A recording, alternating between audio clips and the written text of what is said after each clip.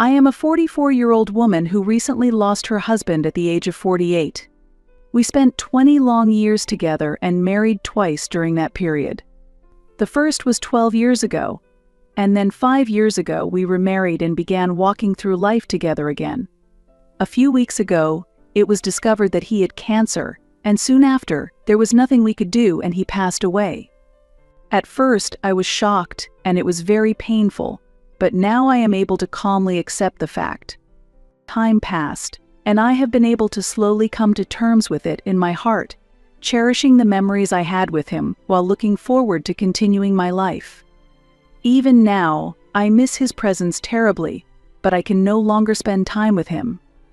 I am not sure if I will ever meet someone I can love as deeply as him. But now, I am a little relieved that he is resting peacefully. The last few months, especially, his condition seemed painful, so I am glad that he has finally been released from suffering. Last week, his funeral was finally concluded. While there was a feeling of relief in my heart, I also felt a deep sadness. Honestly, my relationship with my husband's parents was not very good. We hadn't spoken at all for the last 8 years.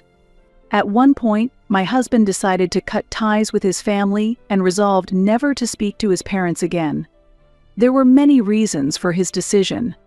His parents only saw him as a source of money and showed no affection or consideration for him. Because they did not hide this, my husband chose to completely sever ties with them. Also, my husband had a younger sister named Cindy, who had long struggled with alcoholism, but it seemed that his parents cared more about her than him. Still, he did his best for his parents and sister. He was truly a family-oriented man, but when we started dating, my in-laws did not recognize his efforts and treated him coldly instead. I gradually began to understand how his family was treating him. I told my husband many times to value his own feelings more, but he always forgave his parents' attitude, saying, "I want to be kind because they're family." However, he started to change after we began dating, not just obeying his parents but clearly expressing his own opinions. I told him, "If your family treats you poorly, maybe they're not really the family you need." As our relationship continued, he grew increasingly dissatisfied with his parents, leading to conflicts between them. His parents were confused by his assertiveness and believed I was behind these changes, trying to pull him away from me. However, their schemes did not work, and instead, our bond grew stronger. My relationship with my in-laws was always confrontational, and honestly, it never went well. They consistently behaved terribly towards us, and each time our relationship deteriorated further. Given this background, I was genuinely surprised when Cindy and the in-laws showed up at the funeral. The last time we met, we had a big fight, and we parted on bad terms. Since then, there has been little contact between us, especially between the in-laws and us, and our relationship remained cold. Even after we were married, our relationship with the in-laws did not improve, and we naturally kept our distance from them. However, one year we were invited to a Christmas dinner by the in-laws, and we decided to attend as a minimum courtesy, but this would later turn out to be a big mistake. That dinner would become the catalyst for further cracks in our relationship, because from the moment we arrived, they kept criticizing his new business and assuming it would fail, making it the only topic of discussion. After the party, we questioned the in-laws about their criticism of my husband's business. They said they just wanted him to face reality. They also warned, "You shouldn't follow your sister's example." Actually, Cindy had started a similar business after my husband announced his venture. His business involved recycling plastic products. Unlike Cindy, he conducted market research and had a solid plan. This led to a major argument, and we decided never to contact them again and left the scene. It was clear that Cindy had failed in her business because she lacked my husband's keen intuition and had never made an effort herself, relying solely on his help. 8 years passed, and the in-laws never contacted us. They probably knew my husband had cancer, but despite that, they never reached out or visited us. Yet I was shocked and appalled when they appeared at the funeral. Seeing them for the first time in years stirred mixed emotions in me. During the funeral, I kept a close watch on them, but they didn't act unusually. Still, I couldn't help but wonder why they had come to the funeral. After it was over, they approached me, but I had no intention of accepting their words. I thanked them calmly for their condolences, but told them I did not wish for any further involvement and asked them to leave. I had not wanted deep involvement with them, even when my husband was alive. So now that he was gone, I felt even more that contact with them was pointless and made that clear. Then they stopped pretending and said they had something to talk about. I told them to wait until everyone had left because I was curious about what they wanted to discuss. After everyone had gone, I decided to listen to them outside the venue. Cindy had left with the others without waiting, so it was just me and my in-laws left. They explained that they had debated visiting my husband during his hospitalization, but ultimately decided against it as his condition had worsened significantly. They didn't want to burden him further. Their excuse seemed quite poor given that their son was dying, but I had no expectations from them.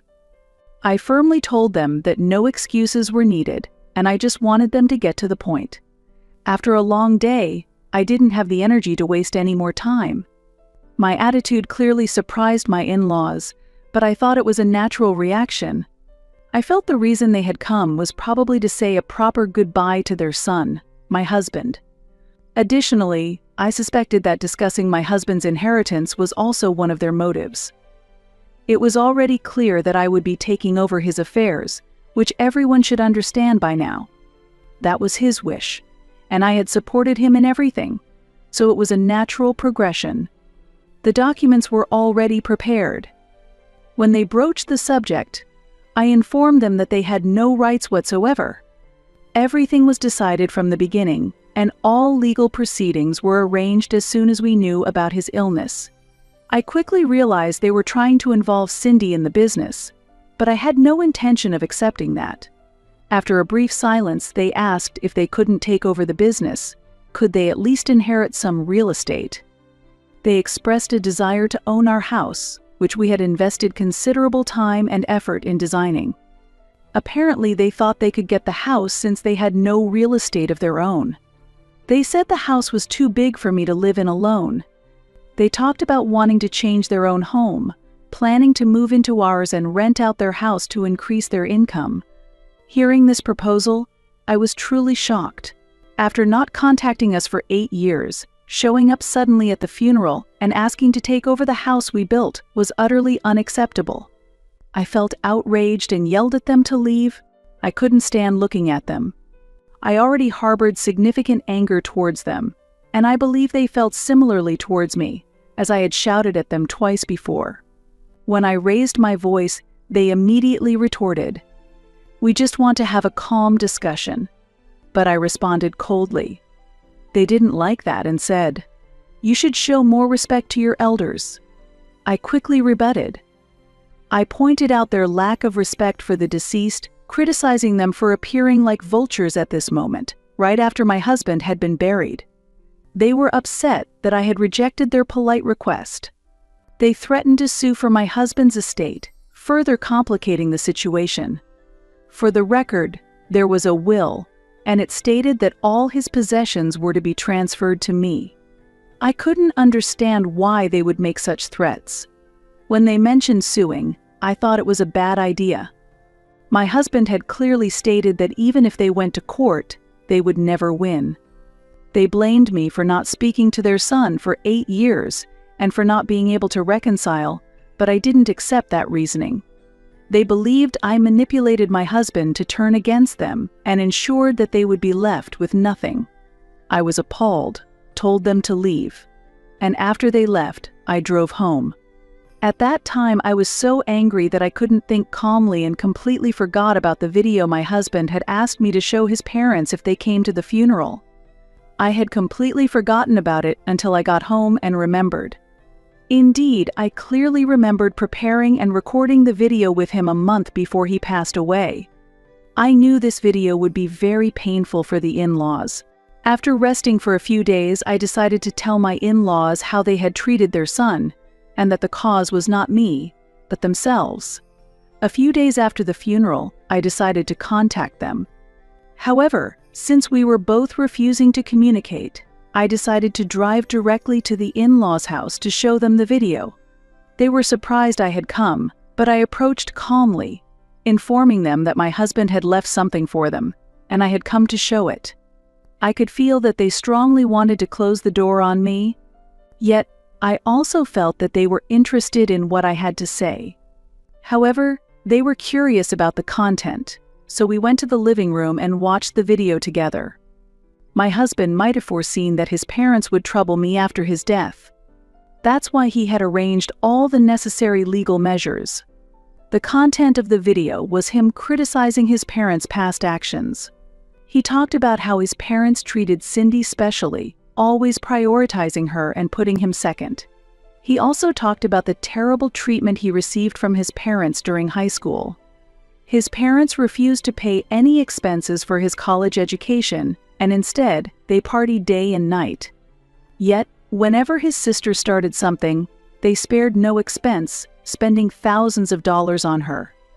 When he started his first job, his parents were always comparing him and Cindy. At that time, Cindy was making a bit more money than my husband. However, his parents' dismissive attitude toward his startup plans was utterly unacceptable. They never admitted their mistakes, and when my husband was diagnosed with cancer, they avoided talking to him. Now, they have no right to complain to me. My husband thought that leaving them nothing was most fitting for them. In the video, he told them never to appear before me again, and since they had been as good as absent from his life, his death should not matter much to them.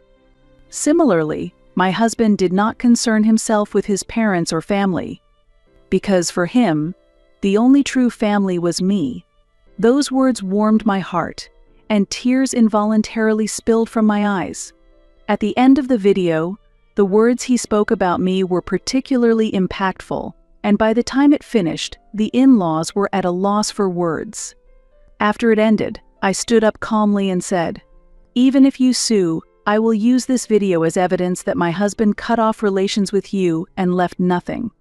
He had been treated horribly by his parents for years, and they should not blame anyone but themselves.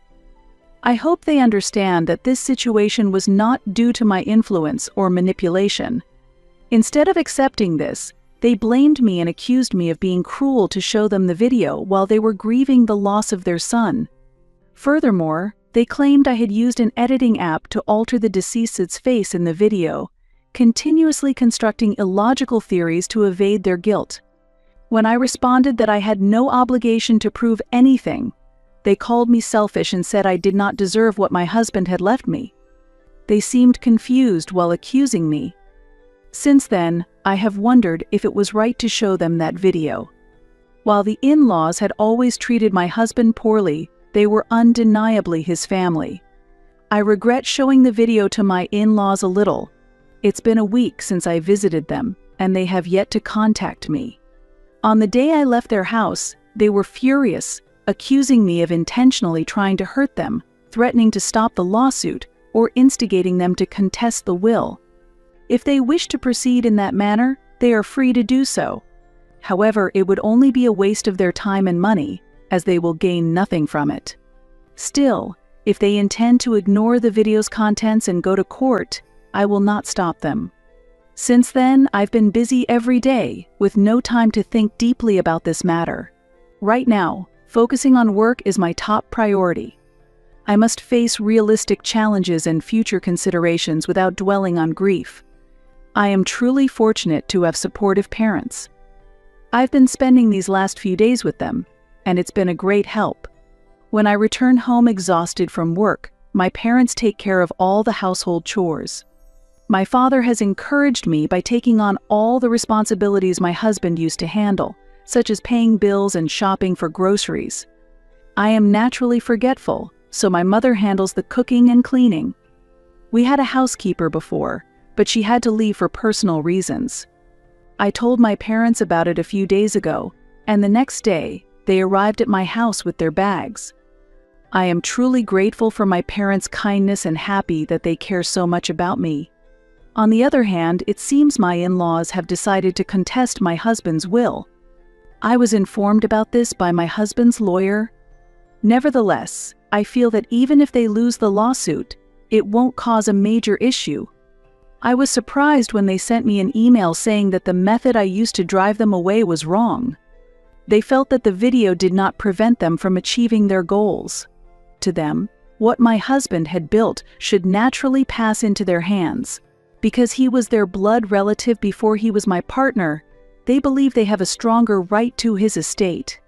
They assert not only their right to his property, but also insist they are entitled to the business shares they consider rightfully theirs. However, courts make decisions based on law, not emotions, so their sense of entitlement will likely not help them in the lawsuit. Thinking the email could be useful evidence, I forwarded it to my lawyer. I am still living with my parents, and their support has been very helpful. My parents have also offered to speak with my in-laws to try and resolve the issue amicably. As parents, they believe that negotiating might improve the situation. However, I told my parents that it's fine, and that I prefer the in-laws to proceed with the lawsuit. I know that the lawsuit will be a massive waste of time and money for them. My real goal is to have my in-laws exhaust their resources and time. Over the past few weeks, friends and acquaintances have been visiting to express their condolences and concern. Some who could not make it to the funeral have been in touch, and I've been busy with responding to them and my work commitments, leaving little time to deal with my feelings. However, the other day when I went to my husband's office to retrieve some work-related documents, I was unexpectedly overwhelmed with tears. I missed my husband terribly. I could imagine him standing there, and I wished I could tell him how much I loved him and how lonely I felt, but the realization that it would never happen again was heart-wrenching. Now, my sole focus was to ensure our business thrives, keeping the sorrow to myself. I believe doing so honors my husband's memory. He dreamed of us succeeding in building a prosperous life together, and I am committed to fulfilling that dream. It has been about 2 weeks since the in-laws contested the will, but so far, there has been no significant progress. However, something unexpected happened yesterday. I received a message from Cindy. Honestly, I was surprised. Considering our limited interaction and what her parents are currently doing, it seemed odd for her to reach out. We aren't particularly close, nor do we usually exchange messages. I hadn't blocked her, so her message came through directly. The content was that she wanted to talk and asked if she could come to my house. Initially, I felt uneasy and thought about refusing and blocking her immediately, but then I decided to hear her out. I felt it was the right decision to have a proper conversation with Cindy, especially considering her effort to contact me, since it might be related to her parents in some way. Thus, I replied, inviting her to come over. My parents were home, so I wasn't particularly worried. When Cindy arrived, she was holding flowers and offered her condolences. She said she hadn't been able to express her grief at the funeral due to the chaos and wanted to let me know how deeply saddened she was by my husband's passing. Her words were very warm, and I was speechless because they were completely different from the selfish, noisy persona I had associated her with from family gatherings. She seemed to have changed significantly, having quit drinking several years ago, which was clearly evident in her demeanor. Then, she finally got to the main point and told me that her parents were trying to hurt me, and that it would be very unpleasant. The in-laws had concocted several lies that my husband had borrowed money from them to start his business, and they were planning to claim that my refusal to meet their demands was because I had to pay them back. Since there was no contract, the in-laws couldn't legally sue me, and instead, they were planning to post about this matter on social media. This plan was utterly foolish, and I couldn't understand why they thought it would work. However, thanks to Cindy informing me, I was able to prevent this in advance. Cindy apologized, explaining that she had been trying to become a better person over the last few years and had thought about reaching out to us several times. However, due to her past behavior towards her brother, she hadn't been able to muster the courage for many years. She regretted that it was too late now that her brother was gone. Suddenly, she started crying, and I didn't know how to respond, but my father quickly came to comfort her, made her tea, and helped her calm down. When she was leaving, calm again, I reassured her that everything would be all right, and that my husband would surely appreciate her efforts. She seemed a bit relieved by this. Even if it took her a long time to realize her mistakes, I believe my actions were not wrong. At least Cindy had regained her composure, something that the in-laws could not achieve. Honestly, I no longer hold any grudges towards her. I had thought the in-laws did not provide enough support to either of their children and favored Cindy, giving her special benefits. But in reality, they were just indulging her, and ultimately, neither child received any real love. I felt very sorry that both of them were so underprivileged. They deserved to have met better parents and lived a more loving life. I informed my lawyer about what Cindy had told me. Ultimately, we decided not to take any action immediately. We planned to wait for the in-laws to make their social media post, which we could then use in court later. I spoke with Cindy as well, and she said she would be willing to testify against her parents if it came to that, so everything was proceeding smoothly. Eventually, the in-laws did make the post on social media. I immediately sent them an email warning that I would take legal action for defamation if they did not remove the post. Although I was hoping they would leave it up, they quickly realized they were fighting a losing battle.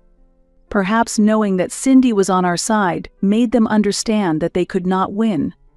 They removed the post quickly, but continued to claim that they had not given up on getting everything from me. I was getting quite tired of dealing with them, so I wished them luck and blocked their email address. This allows the in-laws to act however they please now. I sincerely wish them well because I feel they need it. With Cindy no longer on their side, they've become isolated. I plan to watch from afar how they manage to move past this incident.